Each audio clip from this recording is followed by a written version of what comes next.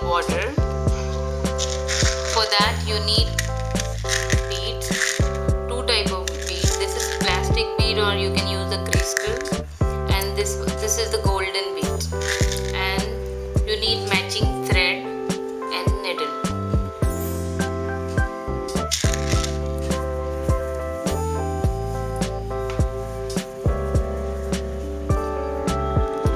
Start from the one corner of the border. Add first small bead,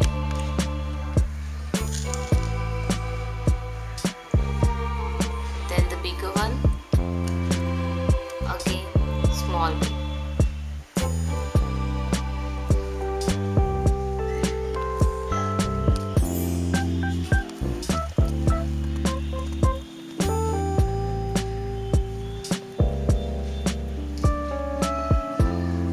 After adding bead, go inside the fabric with needle and just attach it like this. Now take out your needle after leaving some distance and repeat the same process. Add one small bead,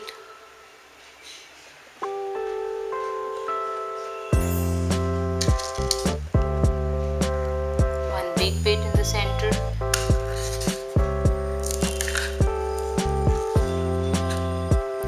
again small bead.